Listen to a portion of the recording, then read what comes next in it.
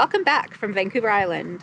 We're back on the island. We've been back home for 2 months now when we returned from our Kootenay to Cariboo adventure, and we've had a lot of time to digest and process that whole experience, which was amazing. That was epic.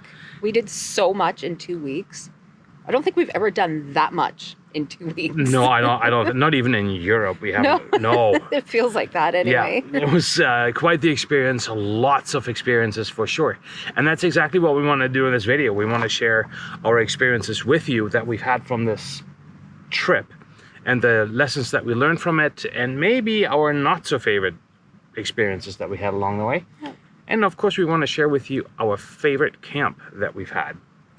But we're going to do this separately. So Michelle and I, we're going to split up for a few minutes. And we do not know what we're going to be talking about. So this, we don't know. So it's going to be a surprise for you as much as it is going to be for us. Anyways, stay tuned. And I hope you enjoy our little recap of our Kootenay to Cariboo adventure. You're going to go that way? I'm going to go that way? Yeah, let's do that. Okay. Yes, do that. Let's go. We'll see you there. Picking a favorite camp spot is difficult. I think I love them all. But if I have to pick one, I'm going to pick Sandon.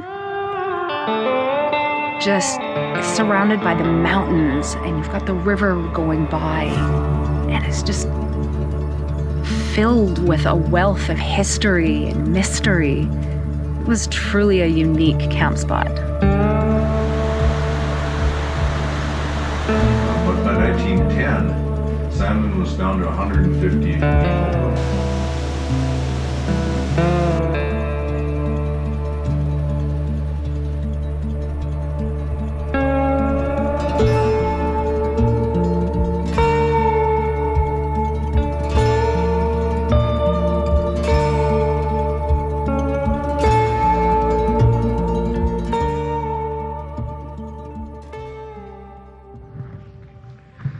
Favorite camp? That's a difficult one. We've stayed in so many beautiful places, from the top of a mountain to rivers to lakes to waterfalls. So it's kind of tough to pick one particular one, but if I had to pick one, it would probably our last camp at the waterfall. I just get super excited about waterfalls. Is there? Yeah. Just can't help it. And we were so remote out there, I felt like a little kid running around, exploring, trying to film the waterfall and everything around. What an incredible place. That waterfall is wild. But I think for now, it's time to go back to camp and dry out by the fire a little bit. I'm soaking wet, walking through the brush. That had me super excited. That was just such a spectacular wild place.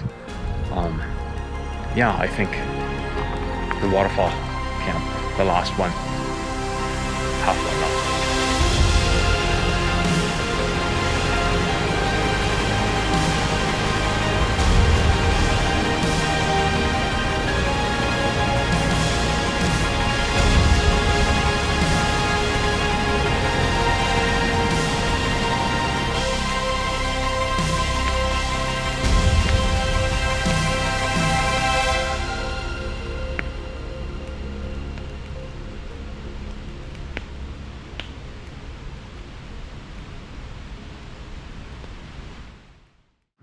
My favorite experience was pushing up 7,000 feet, almost to the lookout tower.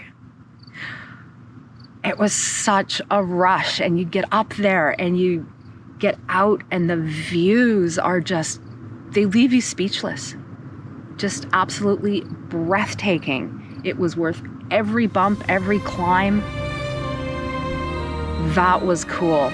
That was so cool. And then experiencing that with our friends. I mean, let's face it, we would have never done that if they hadn't taken us up there. That's not a trail we would have done on our own. That was my favorite experience. Pretty ledgy. Pretty ledgy. Yeah.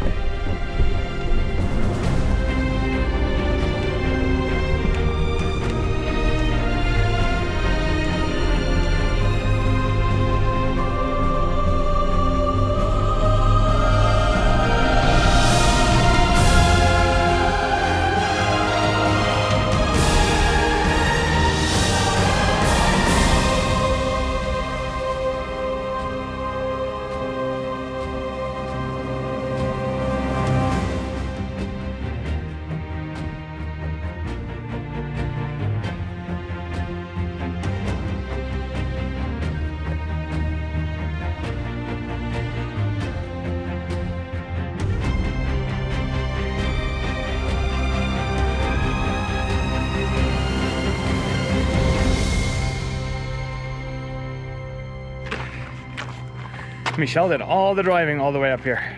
Oh, How are you she feeling over there? Feel good. Yeah? Yeah. She's a superstar. Yeah.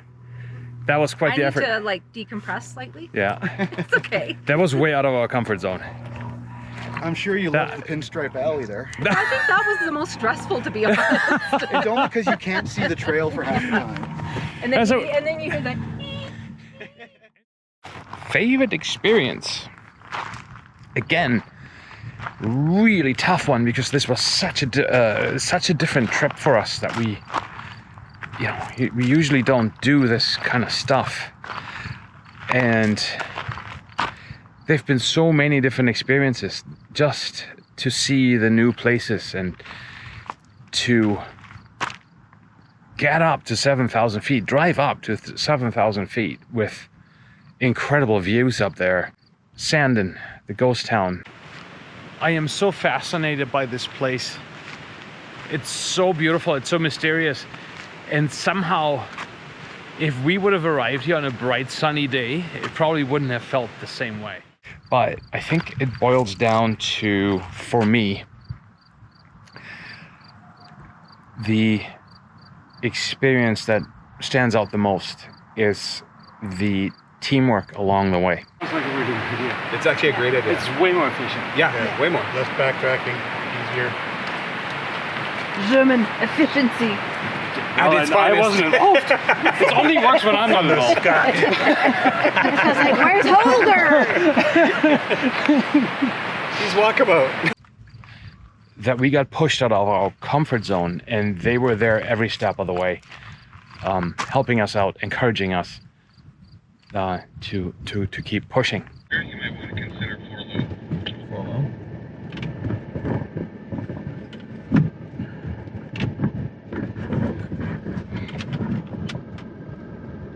Thank you. Just to be safe, right? That was not the easiest thing for us. I will have to admit, to get pushed that hard. But in the end, I think that is probably the experience that will stick with me the most. I didn't really have an unfavorite or least favorite experience. So if I have to pick one, it's going to be the zappy zaps that I got when we parked our Jeep, opened up the tent under power lines. We've never been around power. We've never camped under power lines before. So little did we know, if you camp right under them, yeah, you're going to kind of get electrocuted from your tent. Anything that's metal.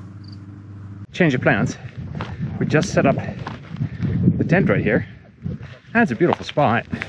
But as you can see, unfortunately, we're right underneath power lines. And when Michelle was setting up the tent, she actually got zapped on the inside. So we gotta move the Jeep. We moved spots. Let's see how Michelle's gonna do up there.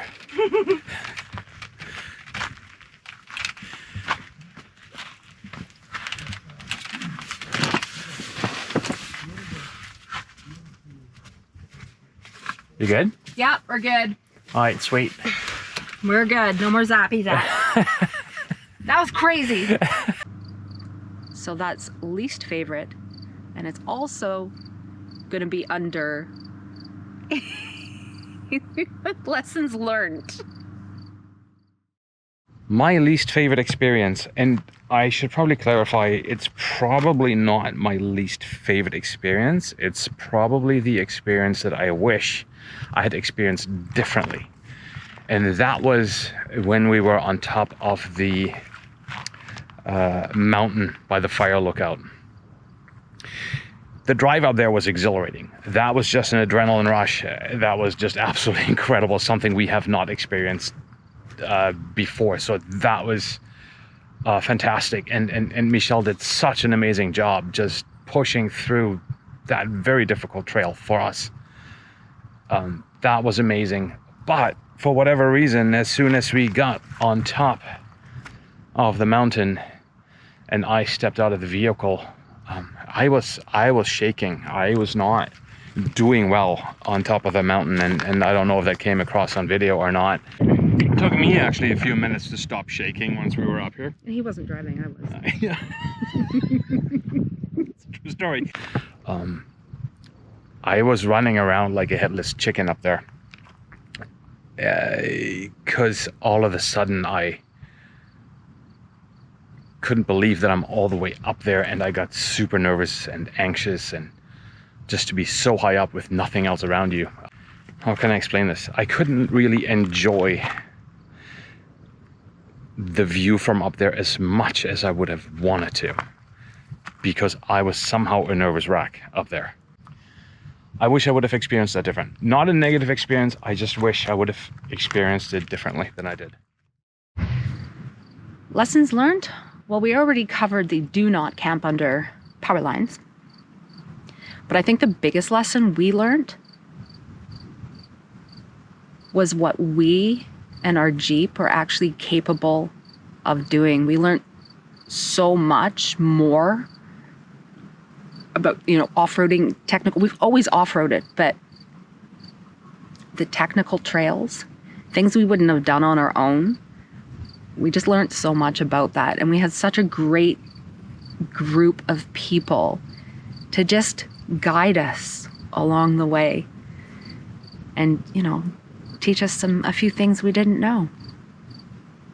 That was the biggest lesson learned. Our power situation is not good. It's unreliable. We have been using our 2 power stations and solar panel to rely on running our fridge and all the electronics, like camera gear, drones, and what have you. So we try to run all of that from it, and it's very unreliable. We need to look at a different solution there. 4 power, maybe lithium-ion batteries are in store for us next, rather than the power stations that we've got right now. They also take up way too much space, so we got to think of a solution there. So that is probably the takeaways from this trip, the lessons we've learned. Last but not least, another lesson, not that we need to learn this lesson, but if this trip has done something else, it's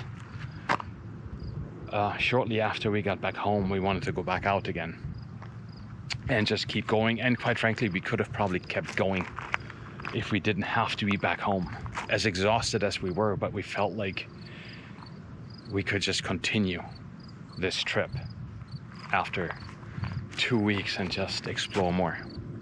We were ready for it, but we just had to come home. But so much more to explore. Such beautiful country in the Kootenays, up in the Cariboo. So much more to explore, and we will be back whenever that may be, but we will be back. And that's it. Thus concludes our Kootenay and Cariboo Adventure. And what an adventure it's been. We hope you enjoyed it as much as we do. I hope you enjoyed following us along on this trip, which was very different for us. Yeah. But quite the amazing experience. We're hoping to do this again soon. Oh yeah, can't wait. Can't wait for it. Anyways, that's it. I think we will see you again next week. Next week from camp on Vancouver On Island. Vancouver Island. And we've got some special Backroad Journals weather for you next week as well. So stay tuned for that. We'll see you then. Thank you so much for watching. Don't forget to hit that like button, subscribe, and comment. Your support is, as always, very much welcome. And we will see you next week. We'll see you next week.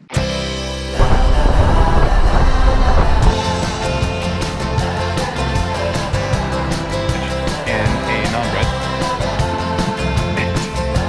We'll see you again tomorrow. We'll see you in the morning.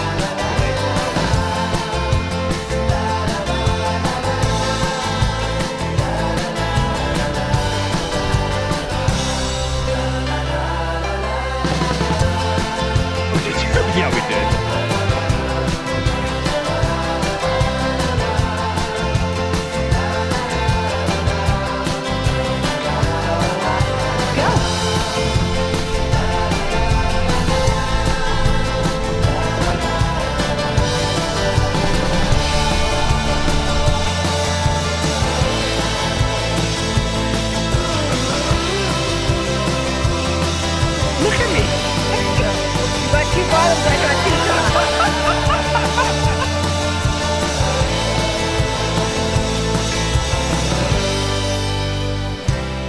come out.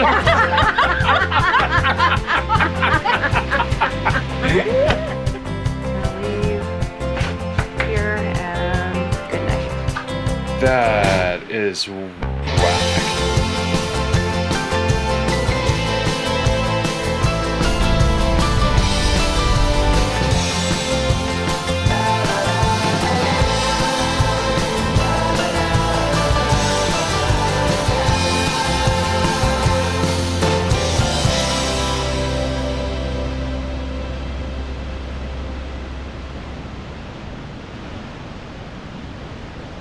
I'm soaking wet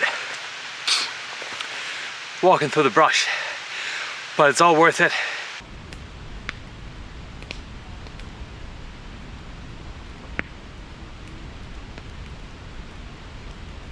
We will see you then. See you then. Bye. Bye.